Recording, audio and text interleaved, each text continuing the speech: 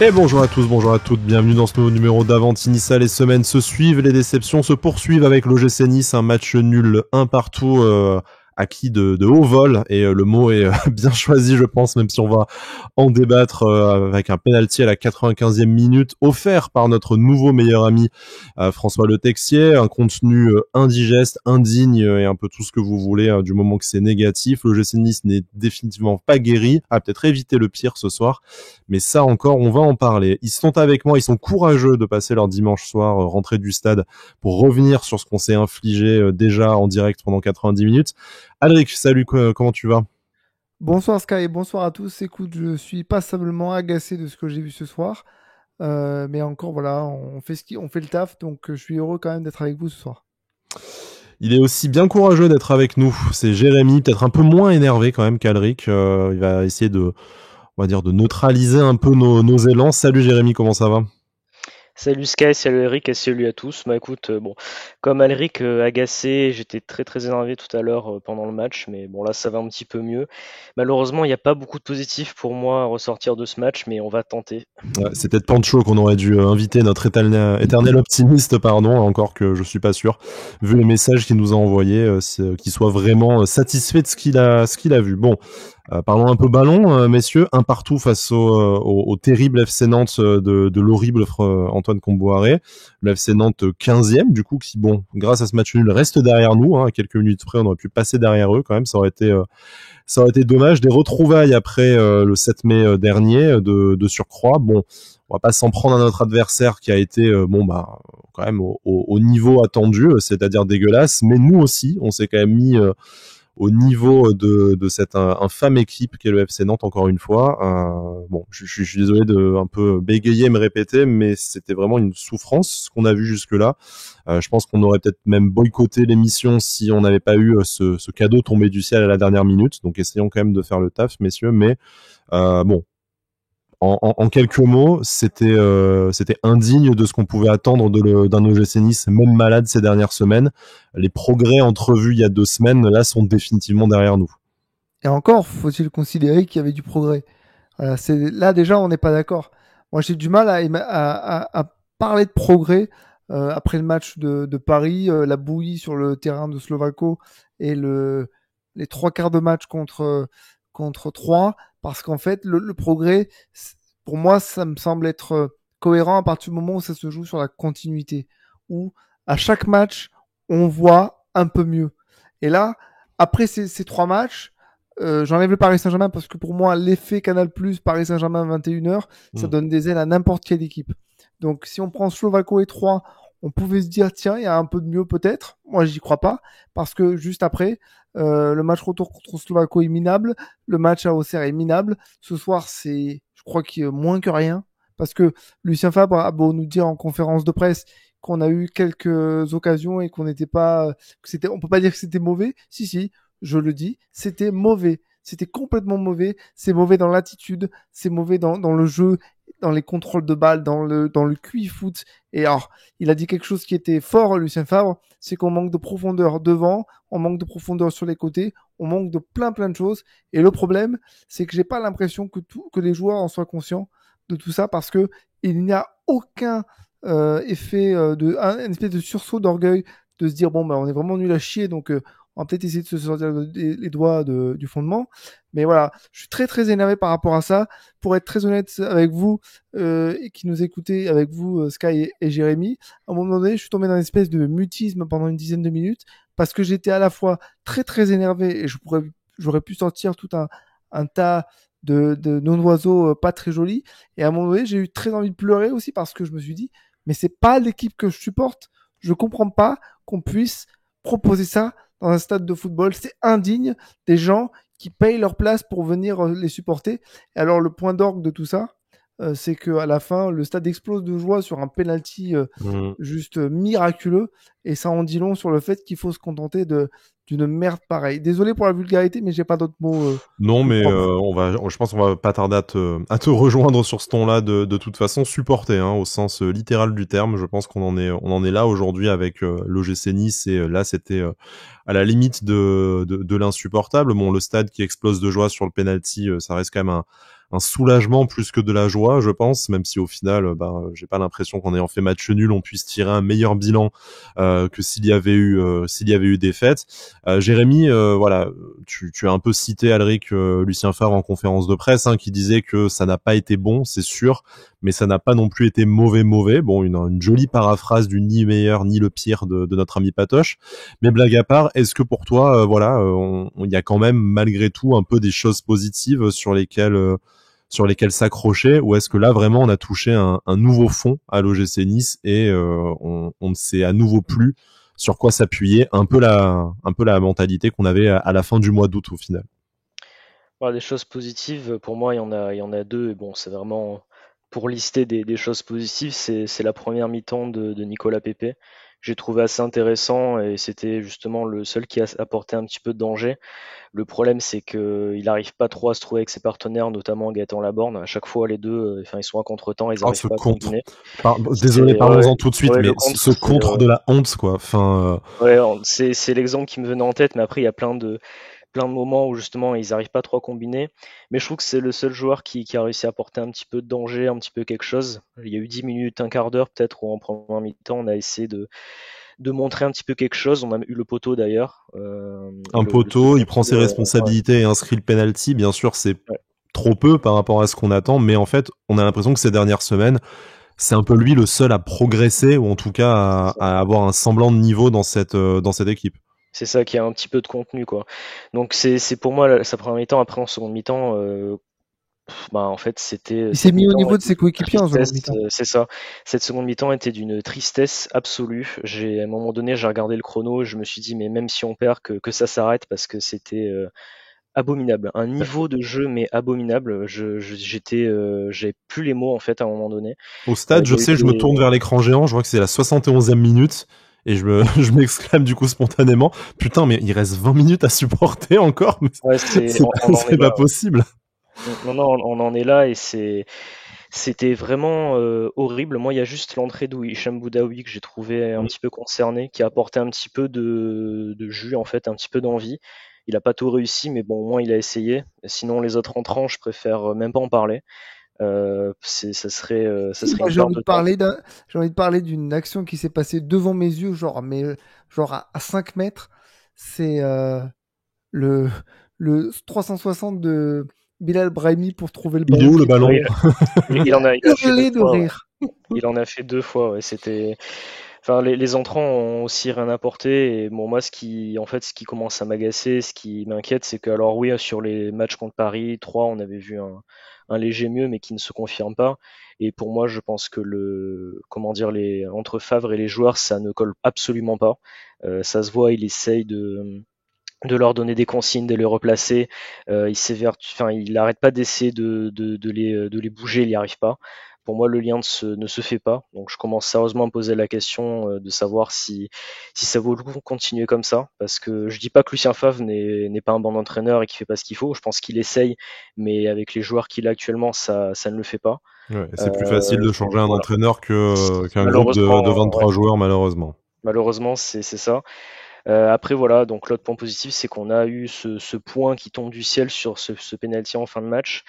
Au moins pour une fois, on fait un match abominable, mais au moins on perd pas. Parce qu'on a la fâcheuse habitude de perdre les matchs 1-0 à domicile ces dernières années de manière assez bête, où l'adversaire a au maximum 2-3 occasions, on arrive quand même à perdre 1-0.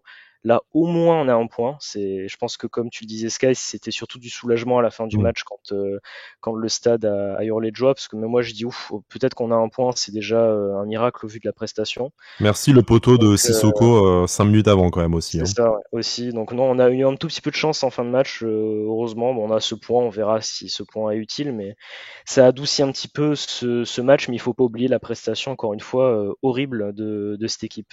Et Mais un autre point positif, excuse-moi, 30 secondes, vas-y. j'y pense. C'est l'attitude, je pense, positive de Jean-Claire Todibo et de Mario Limina qui, plusieurs fois, je les ai regardés tous les deux, faisaient des grands gestes un peu agacés par rapport à leur partenaire qui bougeait pas. Moi, j'ai vu en première mi-temps, je sais pas si vous avez noté ça, mais du stade, j'ai été assez surpris sur ça, que plusieurs fois, lorsqu'on partait en transition offensive, on attaquait à 3, donc c'était Barclay, Laborde, Pépé. C'était coupé en deux parce que Thuram et Lemina derrière suivaient au De tronc. loin. Voilà, genre non mais c'est bon, vous avez du talent pour. Non, en fait non. Et plusieurs fois, j'ai vu Mario Lemina avec les bras un peu.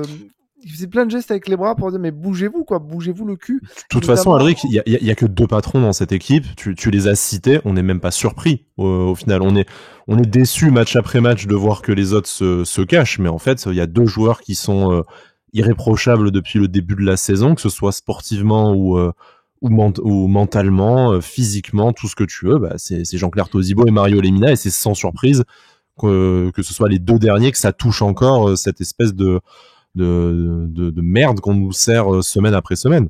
Franchement, je les admire parce que j'aurais tendance à me dire que quand on est un peu seul à faire les efforts pour sauver un bateau qui petit à petit se casse la figure, c'est propre parce que j'aurais plutôt tendance à me dire que j'ai pas envie de faire l'effort pour une vingtaine de joueurs qui en a strictement rien à foutre. Ouais, j'admire leur combativité en tout cas. Ouais. Moi, j'ajouterais Dante aussi, même si des fois il fait des petites erreurs, je trouve qu'il essaye toujours d'être là. Et à son âge, c'est quand même.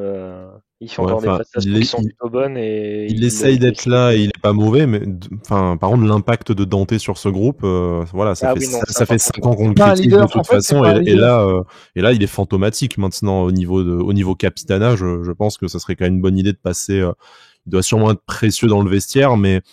Voilà, C'était intéressant quand tu avais un groupe de 18 ans d'âge moyenne, mais d'âge moyen, je veux dire. Mais c'est plus le cas aujourd'hui parce que tu as des mecs comme Ramsey, tu as des mecs comme Schmeichel, tu as des mecs comme Lemina et Todibo. Donc forcément, même s'il a probablement le meilleur palmarès de l'effectif, il a peut-être plus autant d'avance sur les autres. Il y a plus de sens qu'il soit le grand frère au final, vu que la plupart ils ont quand même une carrière pro et bon, voilà, on peut citer Laborde, Pépé, même si sportivement c'est moins discutable que Lemina et Todibo, mais enfin voilà, Dante a pas grand chose à apprendre à ces joueurs là. Mais bon, avant de remettre en cause le capitana de Dante et avant de parler de Gaëtan Laborde, je pense que ça va être un des sujets à aborder. Voilà, avant qu'on fasse notre tour de table habituel de fin d'émission sur ce dont on a envie de parler, je lancerai volontiers le sujet Laborde si l'un de vous deux ne le fait pas. Je voudrais juste parler je vais même mixer ça en un seul sujet parce que j'ai pas envie qu'on y passe 3 plombs, mais je pense qu'on en a déjà suffisamment parlé. C'est à la fois le 11 et le coaching de Lucien Favre. En fait, c'est le choix des joueurs qui l'alignent. Moi, je trouve, ça n'est que mon avis, vous allez me dire si vous le partagez. Moi, je trouve que là, on arrive au bout de ce que je peux supporter avec les joueurs que je vois sur la pelouse. Il y en a, si je les revois une demi-heure dans 3 mois, je serais pas mécontent. Mais là, on a une certaine stabilité dans le 11 qui n'a absolument aucun sens parce qu'il y a des joueurs, on les voit semaine après semaine, c'est de plus en plus nul.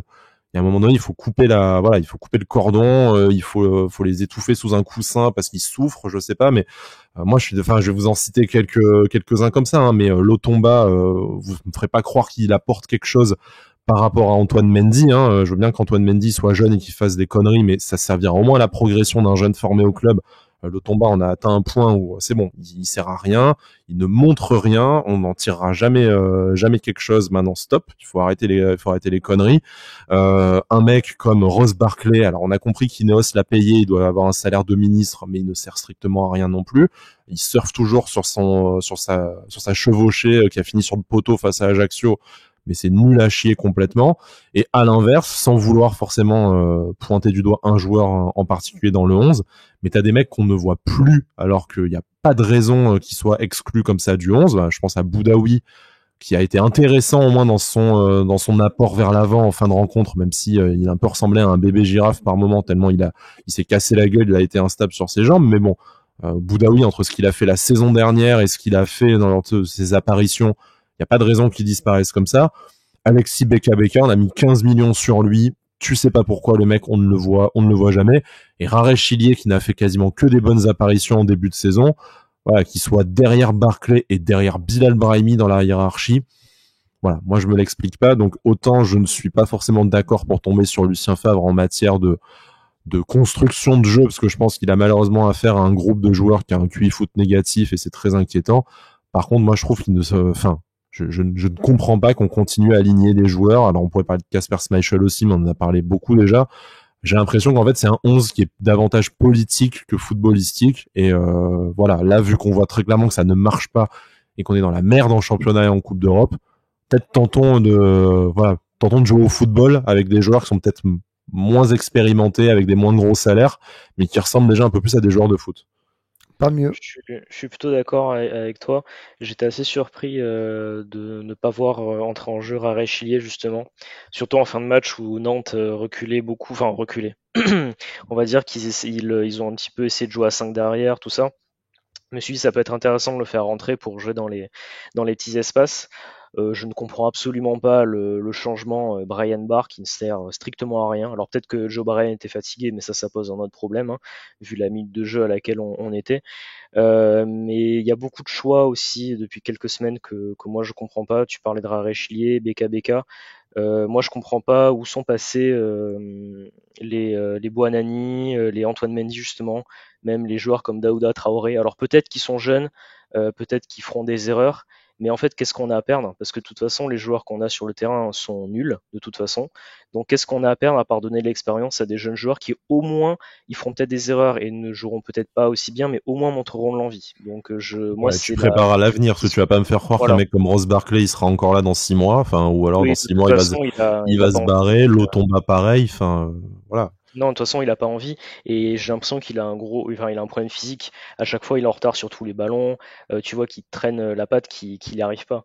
Donc bon, Lotomba, on sait il est en difficulté. Enfin, sa première mi-temps, franchement, c'était Mais c'est de moins en moins bon, Lotomba. Moi, il faut 35 contrôles. je suis Ah ouais. préoccupé par ça. C'est qu'en fait, que tu me dises, il est pas bon défensivement, il est plus à l'aise dans un schéma à 5, ben non.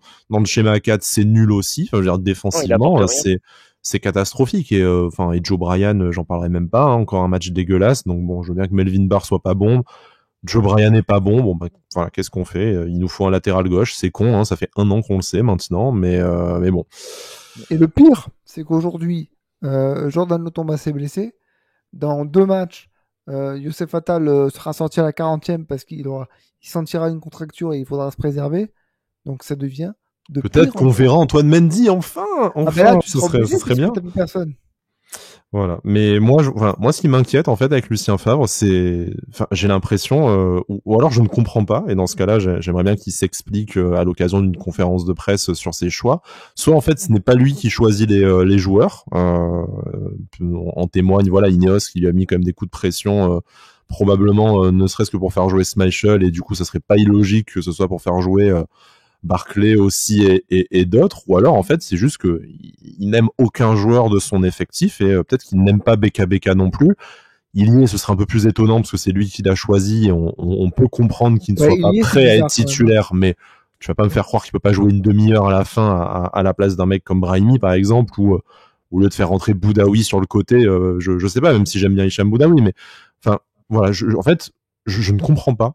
Je ne comprends pas le 11, je ne comprends pas la hiérarchie des joueurs, et en fait, t'as l'impression que les joueurs non plus, en fait, ne comprennent pas ce qu'ils font là, qui doit jouer avec qui, et moi, ce qui m'inquiète, c'est que à part sur certains postes clés, t'as pas l'impression qu'il y ait une hiérarchie sportive qui soit respectée. Alors, je vais pas tout mettre sur le dos de Favre, c'est aussi parce qu'en fait, les remplaçants sont nuls, quels qu'ils soient. Hein. Tu en parlais, Alric, hein, déjà précédemment, que de toute façon, t'as beau inverser la hiérarchie, c'est toujours ceux qui rentrent qui sont encore plus nuls, quoi. Mais voilà, moi, je suis assez perplexe de me dire, quitte à ce que l'équipe actuelle ne joue pas bien, et ben lance les mecs qui ont montré un peu d'envie, ils seront pas plus mauvais, et peut-être qu'on les verra se battre déjà. Ça sera peut-être un point positif. Enfin, voilà.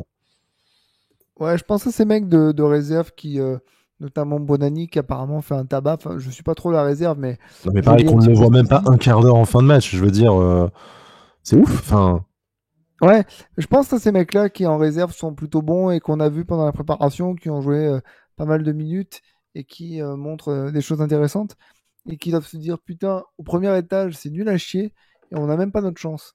Je trouve que c'est fascinant et sans faire injure, enfin, sans vouloir dire absolument que Lucien Favre doit partir et tout ça machin, je suis fasciné sur le fait que bah voilà, le nouveau bouclier de défense, c'est non mais le projet c'est sur 2 ans et il y a beaucoup de travail et je l'avais dit. Ça, il a dit dès le début. On ne peut pas. Oui, non mais d'accord, très bien. Mais il a beau dire ça, moi ce qui m'énerve, c'est que ce soir il dit il y a un gros projet, c'est sur 2 ans, il y a beaucoup de travail et il faut le temps de le faire. Oui, alors moi je veux bien, mais si tu construis ta maison mais avec des Oui. briques qui sont pas complètes Si tes et tu fondations fais déjà sont pencher ta maison pourries. sur le côté, Ouais. t'auras beau l'avoir fini dans 2 ans, si elle se casse la gueule au premier coup de vent, c'est pas bon. Alors, Donc moi je préfère. Vas-y. non, justement, tu as raison. Hein, dans ce cas-là, si on part du principe que le projet est sur 2 ans, ce qui en plus de ça, pour moi, n'est pas déconnant parce que c'est lui qui l'annonce dès le début, et j'imagine que si c'est lui qui se permet de le dire, c'est que c'est ce qu'on lui a donné comme période de travail, ce qui explique pourquoi d'ailleurs j'ai pas envie de le voir partir tout de suite. C'est voilà, on lui dit le projet sur 2 ans, tiens, prends les joueurs, essaie de faire un truc cette saison, c'est pas pour le virer au bout de 3 mois, mais bon. Même si je pense que malgré tout, il a l'effectif pour faire mieux aujourd'hui. Ça, je pense qu'on sera tous d'accord. Mais quitte à te dire que c'est pour 2 ans, et Jérémy, du coup, tu nous donneras ton avis aussi là-dessus, mais fais jouer les mecs qui ont une chance de progresser dans les 2 ans. C'est-à-dire pas Barclay qui sera parti, pas Joe Bryan qui va repartir de son prêt aussi sans option d'achat, pas le combat qui progresse pas depuis 7 ans. Bon, Sorensen, du coup, on l'a jamais vu, mais il va repartir aussi. Tu vois, mais voilà, bon. Ramsey, à la limite, en début de saison, il t'a apporté quelque chose tout de suite. Donc, que tu le fasses jouer, pourquoi pas. Il a signé un contrat de 1 an plus 1 an. T'as peut-être une chance de le garder. Mais voilà, mais fais jouer Thuram. Bon, là, ça va, il s'est réinstallé dans le 11. Fais jouer Beka, fais jouer Boudaoui, fais jouer Ilié. Et je dis pas forcément de faire jouer 90 minutes, mais fais-les davantage jouer. Bon, je parle, voilà, fais jouer Marcin Bulka aussi, par exemple. Mais fais jouer ces mecs-là, et au lieu de nous faire des apparitions de Bilal Brahimi qu'on n'a pas envie de voir et que tu vas te traîner comme un boulet probablement pendant toute la durée de son contrat, bah ouais, t'as Reda Benalouane, voilà, t'as tous ceux qu'on a cités tout à l'heure déjà. Partons du principe qu'on se dit, bah ouais, à la Jean-Pierre River, le projet, c'est un nouveau projet, tu repars de zéro. T'as quand même les joueurs expérimentés que t'aimes ou t'aimes pas, voilà, Schmeichel, Lemina, Pepe, Laborde et tout, donc pour encadrer des jeunes. Mais là, le problème, c'est que t'as l'impression que si après la Coupe du Monde, les mecs décident de casser leur prêt ou de partir comme Kasper Schmeichel, ou au mois de mai prochain, personne ne renouvelle son contrat, et ben en fait, ta saison, elle aura servi à rien. T'auras pas fait progresser de joueurs, t'auras pas avancé. Enfin, du coup, si c'est un projet sur 2 ans, ben, disons que cette première saison, il y a zéro objectif, à part, voilà, terminer dans le top 10, on va dire. Mais dans ce cas-là, tu lances un maximum de jeunes pour que l'année prochaine, eh ben, t'as déjà des mecs qui soient prêts pour jouer la Ligue 1. Moi, ce qui me choque, c'est que ta saison en cours et la prochaine, du coup, donc parce que là, t'as aucun résultat avec des joueurs qui normalement devraient t'apporter immédiatement, et en plus, oui, tu ne fais pas jouer des jeunes joueurs qui pourraient progresser. Donc c'est un petit peu Viti, voilà, qui est peut-être l'exception dans le lot, mais. Ouais, c'est tout. Hein. C'est le seul joueur qui peut un peu progresser pour l'avenir actuellement, parce que après, t'as que des joueurs qui sont expérimentés ou qui ont au moins quelques matchs de Ligue 1 dans les jambes déjà, ou 2-3 saisons. Mais là, actuellement, c'est vrai que ça sert à rien. Et c'est vrai que on va dire que d'un point de vue qualitatif dans l'immédiat, le 11 de départ que t'as aujourd'hui, c'est sans doute peut-être le meilleur, mis à part Attal qui aurait pu être titulaire à la place de Lotomba. Mais après, je suis désolé, j'ai du mal à le voir dans un 11 qualitatif, quoi. J'aurais préféré Boudaoui même à choisir. Ouais, mais normalement, de nom, tu te dis, bon, bah, tu mets Barclay, peut-être qu'il va faire quelque chose, qui va se lancer. Bon, là, il s'avère que non, voilà. Mais du coup, en fait, moi, ce que j'attends maintenant, c'est que tu dis, bah, là, de toute façon, ça marche pas. Donc, au moins, on essaye quelque chose de différent. Parce que, à quoi bon rester dans ce schéma-là et avec ces joueurs-là alors que ça marche pas? Pour moi, pour l'instant, ça n'a pas de sens. Ouais. Et moi, il y a un truc qui me fascine quand même, c'est qu'on dit un projet sur 2 ans. Ça veut dire que l'année prochaine, on est prêt. Non, c'est-à-dire que fin d'année prochaine, t'es censé être prêt et avoir une qualification en Coupe d'Europe. Donc oui, la saison prochaine, tu dois jouer mieux que ça, effectivement. D'accord. Donc on est d'accord que c'est pas vrai. Enfin, c'est pas possible. Comment on peut avoir une transformation radicale entre ce qu'on voit maintenant et nous faire croire que l'année prochaine, fin d'année prochaine, ça sera beaucoup mieux? Bah, c'est ce qu'on te dit avec Jérémy, c'est que nous, si tu continues avec des joueurs et la moitié du 11 qui risque de partir l'été prochain, c'est sûr que ce projet-là, on n'y croit pas. Bah, si jamais Je te dis vraiment, hein, c'est pas pour les cibler et leur jeter des crottes de nez au visage, un peu quand même, hein, mais si à la place de Schmeichel tu mets Bulka, bah tu te dis que Bulka il va progresser parce que c'est un gardien d'avenir, tout ça. Si à la place de Dante, tu fais une défense à deux avec Viti et Todibo, tu te dis que ça sera tes titulaires l'année prochaine. Au milieu de terrain et devant, tu fais un peu davantage jouer Ilie, Beka, Boudaoui, sans forcément les titulariser, hein, mais tu vois, à la place d'un Barclay où tu fais, enfin, ou d'un Ramsey que tu vois dès que tu peux au risque de le blesser, et ben dans ce cas-là, moi je veux bien croire que ces joueurs-là, s'ils progressent, ça te servira de base pour l'année prochaine. Mais là, tu regardes le 11, je vous le reprends, hein, Kasper Schmeichel, t'es même pas sûr qu'il soit là après le mois de janvier. Dante, bon, je suis pas sûr que ce soit trop l'avenir. Lotomba, on va essayer de s'en débarrasser dès que possible. Joe Bryan, il est prêté sans option d'achat. Aller au milieu de terrain, tu peux dire que les Minaturam, t'as une chance de les garder, de compter sur eux. Devant Pepe, il est prêté sans option d'achat, mais bon, à la fois, c'est lui qui te rapporte des points en ce moment. Laborde, et ça sera notre feuilleton de fin d'émission, tu le gardes ok. Et Barclay, il va repartir dès que possible. Donc en fait, t'as la moitié de l'équipe où tu sais qu'à court terme, ils sont condamnés à ne pas rester à l'OGC Nice. Et pas parce qu'ils auront progressé comme un Thuram, par exemple, et parce que ça va te permettre d'en faire une grosse vente qui va te financer ton prochain mercato. Non, parce qu'en fait, ils voudront pas rester, tu voudras pas les garder. Et du coup, comme le disait Jérémy, c'est quoi le sens d'un projet sur 2 ans si en fait tu bazardes la première année et qu'elle ne t'aura servi à rien, à ne faire progresser aucun joueur, si ce n'est peut-être Mattia Vitti. Mais combien même tu la bazardes pas. L'année prochaine, quand tu vas faire jouer, quand tu vas jouer avec des jeunes, des machins qui auront peut-être joué un petit peu en deuxième partie de saison, on va encore te sortir qu'ils auront besoin de temps parce que c'est des jeunes qui sortent du centre de formation, qui ont besoin de s'aguerrir. Non mais ceux qui sortent du centre, c'est une chose, mais si déjà en fait pour l'année prochaine Dante part à la retraite et t'as installé Vitti comme son successeur progressivement, c'est ça en fait l'exemple type de ce que ça doit être le projet sur 2 ans, c'est te dire bah aujourd'hui tu fais jouer un peu plus Vitti parce que comme ça tu sais qu'il peut prendre la relève. Si tu fais un peu moins jouer Thuram qui est programmé pour partir aussi, espérons-le dans un plus grand club, mais que t'installes petit à petit BK, et ben t'as préparé sa succession. Et je sais pas, devant, je te dis pas que Buonanni, voilà, Sofiane Diop, bon, qui est blessé, Andy Delors qui est blessé aussi forcément, mais enfin voilà, c'est des exemples un peu comme Mattia Vitti qu'on essaye de te citer avec, et malheureusement c'est le seul exemple quoi, tu vois, ce qui nous chagrine un peu. Voilà, on pourrait revenir sur Marcin Bulka encore une fois, mais bon, on va dire que je fais une fixette sur Kasper Schmeichel. Mais sachant que son match, il y a absolument rien à dire dessus. Il arrête les ballons qui sont sur lui, il l'arrête pas, il ne frappe pas à bout portant. Bon, voilà. Enfin, normal. Je propose qu'on mette un petit stop à cette sorte de projet sur 2 ans, sauf si Jérémy, tu veux terminer. Sinon, après, tu peux garder la main aussi pour ouvrir ton dossier du jour. Non, surtout, ce que je voulais ajouter, c'est qu'en plus, quand tu ne fais pas jouer, par exemple, des joueurs comme BK, tu les concernes pas. Donc, même inconsciemment, au bout d'un moment, ils vont être un petit peu lassés qu'on ne compte pas sur eux. Ils vont être moins motivés, ça va pas amener de la concurrence. Donc, c'est vraiment un cercle vicieux qui se crée. Et c'est dommage.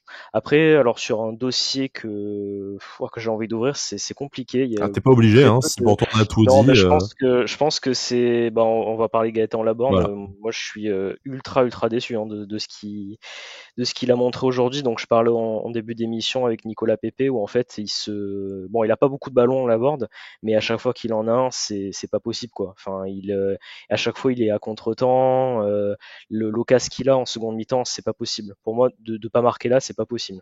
C'est pas qu'il a le temps de tirer, mais il est face au but dans l'axe, il fait le plus dur, il tire vraiment pile à l'endroit où il faut pas quoi. Il tire sur le gardien et un peu en hauteur. Une frappe d'anémique sur le gardien directement, alors qu'il aurait pu mettre une sacoche n'importe où autour. Ça. Après ça aurait été contré, je sais pas, tu vois, mais c'est ça. Quand je l'ai vu quand j'ai vu qu'il a réussi son dribble, j'ai dit c'est bon, il va égaliser. Quand j'ai vu tirer, j'ai dit mais c'est pas possible. Enfin là, je veux bien. Il hésite entre son pied gauche et son pied droit. Enfin, on dirait que le mec il a pas confiance en ses pieds quoi. Ouais, mais pour moi, cette occasion-là, c'est pas possible de la louper, quoi. En plus, on avait encore un peu de temps derrière, justement. Ouais, après, sur le corner où il se débrouille quand même à tirer sur la poitrine de Lafont, quoi. Enfin. Heureusement, le hors-jeu le sauve, mais enfin, c'est un petit peu à l'image de son match, même du début de saison. Bon, il y a ce but à Paris qui, au moins, on dit qu'il a marqué un but, mais c'est vrai que c'est Ouais, c'est un super tapin. décevant. Franchement, c'est très très décevant et il s'ajoute à la longue liste des joueurs qui performent ailleurs et dès qu'ils arrivent à Nice, c'est pas bon, hein, tout simplement, c'est pas bon. Donc, C'est pas bon, c'est volontaire, ça bouge, mais alors c'est jamais les bons choix. Et bon, après ça. on va aussi parler statistiques quand même, parce que pour un attaquant c'est ce qui est important. Voilà, ça state pas, parce que même un Andy Delors, quand on dit qu'il fait un mauvais début de saison, bon, bien aidé par les pénaltys certes, mais enfin c'était autre chose niveau présence. Enfin je sais pas. Voilà, énorme déception qui en plus c'est d'autant plus cruel que tu vois Mingueri, même s'il ne fait pas l'unanimité à Rennes, bah, il retrouve des couleurs. En tout cas, il retrouve le chemin du but dans l'autre sens. Donc c'est un peu voilà, c'est un peu compliqué pour Gaëtan Laborde, mais à la fois, j'ai envie de me dire que dans une équipe qui tournerait mieux et qui jouerait mieux au ballon, peut-être que il serait davantage en confiance. Est-ce qu'au final, Gaëtan Laborde, c'est pas un peu un Valère Germain, c'est-à-dire c'est un super couteau suisse pour ton collectif, mais s'il est pas dans un collectif bien huilé et en confiance, c'est pas lui avec ses qualités athlétiques et son leadership qui va remonter comme un Nicolas Pepe le ballon tout seul, se créer des occasions tout seul. Moi, je On s'est pensais, posé mais la même je sais question pas. la dernière fois, hein. On s'est posé exactement la même question au dernier match contre Bah, les Auxerre, je matchs se crois. ressemblent en même temps, donc malheureusement on se répète Voilà. aussi. Hein. Mais non, mais après, au-delà de tout ça, moi, ce qui me choque par rapport à Gaëtan Laborde, c'est son intelligence de jeu. On en a parlé, je sais pas si on en a parlé, je sais pas si on en a parlé là. Ah bah tiens, on en a parlé tout à l'heure du contre avec Nicolas Pepe. Cette intelligence de jeu, cette absence d'intelligence de jeu. Enfin, on parle pas de talent, on parle pas de manque de chance, on parle juste d'intelligence, de QI football. Ne pas réussir à mettre le ballon au bon endroit, ne pas réussir à savoir quand il faut faire la passe, ne pas réussir à prendre les informations quand en plus tu as un jeu de haut but qui est plutôt correct, je dis bien correct, parce que ça, pour le coup, on peut lui trouver ça. Franchement, ça m'agace parce que j'ai constamment trouvé, comme le disait Jérémy, et je vais pas trop le paraphraser, mais c'est vraiment le terme, le jeu à contre-temps. À Hmm. chaque fois qu'on lui fait une passe, il est jamais bien orienté pour pouvoir faire la différence. Il prend pas de vitesse ses vis-à-vis. Il est jamais en position pour tirer. Quand il doit tirer, il met 2 ans à se mettre sur son pied. Honnêtement, je sais pas s'il est droitier ou gaucher. Parce qu'on dirait qu'il a du mal avec les deux pieds. Ouais. Donc non, c'est compliqué. Alors oui, effectivement, à Rennes, ça jouait mieux. Il Ah avait oui, souvent pas presque... qu'un peu. Hein. Ah, mais ce que je veux dire, c'est qu'à Rennes, il avait presque le plus souvent que à mettre le ballon au fond. Mais là, il faut que il remonte le ballon, qu'il Hmm. oriente, qu'il machin, qu'il truc. Et en plus, autour de lui, et je pense que c'est ce qui fait le plus défaut dans notre équipe, mais ça se voit encore plus pour les attaquants, c'est qu'on manque énormément de mouvement. Là, je rejoins Lucien Favre quand il dit qu'on manque de profondeur. Il n'y a personne qui fait les appels. Personne. Et Ouais. alors, quand on fait des appels, parce que Nicolas Pepe est un des rares à les avoir fait, on ne sait pas faire les passes dans le bon tempo. Mais je trouve qu'il y a On manque. il y a un déchet technique aussi, hein, moi qui Ah, il est m'inquiète beaucoup sur les. abyssal, le déchet On technique. parlait des Abyssal. tirs puisqu'on a encore tapé le poteau effectivement et que voilà et qu'on a tiré plein de fois sur le gardien, mais bon même les passes. Alors oui, il y a des questions de QI foot et de contre-temps. On a vu des passes arriver dans des zones où il n'y avait pas de joueurs parce que les mecs ne savent pas jouer ensemble parce que c'est pas une équipe tout simplement. Mais même des fois où ils se voyaient que le ballon allait là où c'était prévu, ben tu sens la passe, elle est pas assez appuyée, elle est trop appuyée. On parle pas des contrôles, le festival de contrôles ratés entre Brahimi, Joe Bryan, tout ça. Enfin, c'était un certain niveau de l'enfer le côté gauche en fin de rencontre quand même parce que voilà. Et puis Moi, je suis fasciné par le tu en fait. es à te dire que tu repars vraiment à des bases quoi. Enfin, c'est assez Je suis, inexplicable. je suis fasciné par le fait de voir des joueurs qui sont arrêtés totalement. C'est pas qu'ils font quelques pas pour faire style on bouge. Non, ils sont arrêtés en toute fin de match sur une des dernières actions où il y a eu le penalty. Enfin, sur une dernière action qui précède l'action du penalty. Il y a un moment donné, Lemina qui récupère le ballon, il lève la tête et je regardais ses partenaires autour de lui. Ils sont à l'arrêt. C'est pas qu'ils font quelques pas d'ajustement pour proposer une récupération, tu sais, de 3/4 pour s'orienter vers l'avant. Ils sont totalement arrêtés. Et ça, je ne comprends pas comment c'est possible. Il y a quelques clubs qui font ça. Notamment, j'avais vu, il me semble, il y a pas très longtemps, à Manchester City. Mais eux, ils peuvent se permettre de jouer arrêtés. Parce qu'après, ils sont des joueurs qui font la différence sur leur prise de balle. Mais nous, on n'a aucun joueur qui sait faire une différence sur une prise de balle. Donc il faut qu'on soit constamment en mouvement. Et donc on n'a pas ça. Et je trouve ça frustrant parce qu'en fait, tu ne sais pas à qui tu dois faire la passe. Personne ne sait à qui faire la passe. Et donc constamment on joue vers l'arrière. Et dans la tribune dans laquelle j'étais, mais vous avez dû aussi ressentir ça, que ce soit en populaire ou devant la télé, il y a eu des sifflets qui sont vite partis parce que c'est pénible d'avoir une phase de transition offensive et d'avoir Lemina qui sait pas, donc il fait une passe à Dante qui fait une passe à Todibo qui fait une passe à Schmeichel et on repart. Et ça, c'est pas de la conservation de balle, c'est juste de la perte de temps. On sait pas quoi en foutre, tout simplement. Messieurs, est-ce qu'il y a un dernier dossier à aborder? Est-ce que vous voulez qu'on fasse un petit jeu penalty pas penalty sur les actions litigieuses de la la rencontre? Jérémy, sur les deux actions pouvant mener un penalty, la main de Viti et la main du Nantais, pour toi Alors moi j'étais persuadé que le Texier, François Texier allait siffler penalty pour Nantes. C'est notre nouvelle amie quand même. Vu le passif avec lui et bon vu qu'il a quand même fait deux mains, moi je me suis dit bon à tous les coups il va siffler penalty. Après c'est vrai que vu qu'il est en train de se retourner, qu'il a les mains qui sont pas complètement décollées, je me suis dit ce serait un peu sévère mais c'est sifflable on va dire.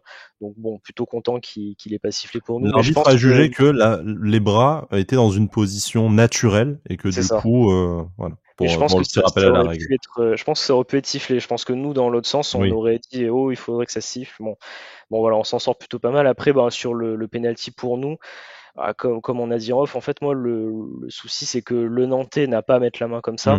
Après, par contre, pour moi, il y a faute de Dante parce qu'il monte sur le Nantais et il s'appuie complètement sur lui. Et mais je suis pas sûr que Dante, je suis pas sûr qu'en fait ce soit Dante qui provoque la main pour autant. Donc je pense que c'est pour ça qu'il y a eu décision de siffler le penalty, c'est que oui, Dante n'est pas censé faire l'ascenseur sur le joueur nantais, mais le Nantais est coupable de son geste avec son bras, et je pense pas qu'il le pousse vers le ballon. Donc du coup voilà. Après c'est que c'est tout le temps maintenant, c'est toujours à l'appréciation de l'arbitre on va dire, et là bon. Chance pour nous sur les deux coups, ça a été dans notre sens quoi. Mais c'est vrai qu'avec moins de réussite, ça aurait pu ne pas être dans notre sens et on n'aurait pas eu ce point miraculeux qui est tombé du ciel comme ça quoi. Ouais, vraiment un cadeau venu du ciel et venu de François Le Texier. C'est très étonnant. Je ne pensais jamais dire ça comme phrase dans ma vie. Si seulement il avait arbitré la finale de la Coupe de France. Bref. Non, abuse pas. Je vais trop loin. Il est temps de couper cette émission. Messieurs, je vous propose de conclure une émission un peu décousue, déjà enregistrée à chaud, ce qui en général ne nous permet pas non plus trop de redescendre, mais bon, je vous avoue là, messieurs, et puis chers auditeurs et auditrices, on a très clairement plus très envie d'accorder de notre énergie et de notre temps libre à l'OGC Nice. On en accorde déjà en regardant le match et en s'imposant ça. C'est compliqué de débriefer ça de façon posée et sereine. Voilà. Bon, écoutez, on vous donne rendez-vous normalement vendredi après le match le lendemain du match européen face aux Partisans. Ouais, écoute, voilà, je suis un être humain, j'essaie de faire mon devoir de supporter en étant fidèle, mais voilà, il y a des moments où ça devient compliqué. Je compte les jours jusqu'au 11 novembre. Ma perso est la trêve. Je pensais pas dire ça un jour, mais je pense que vous êtes de plus en plus nombreux et nombreuses à partager ce sentiment. Live Twitch vendredi, du coup, normalement, si tout va bien après ce match face aux Partisans, en espérant que cette rencontre permette à l'OGC Nice de rester en course à l'Europe, parce que sinon, la saison va être extrêmement longue. Non, pas du tout, mais est-on obligé de nous infliger ce nouveau débat parallèle? Non, on n'y croit pas du tout, et je pense qu'après avoir vu ce qu'on a vu aujourd'hui, tu y crois, Alric? Non, mais moi je m'en fous, c'est la coupe en bois, donc j'en ai rien à foutre. C'est vrai, toi tu ne seras même pas déçu. Voilà. Mais bon, vous nous retrouverez dans le pire des cas pour le débrief des derniers matchs de Ligue 1 qui restent jusqu'à cette date fatidique du 11 novembre et la trêve pour cause de Coupe du Monde. Messieurs, merci beaucoup de m'avoir tenu compagnie, et puis malgré tout, Issa Nissa. Issa Nissa. Issa Nissa.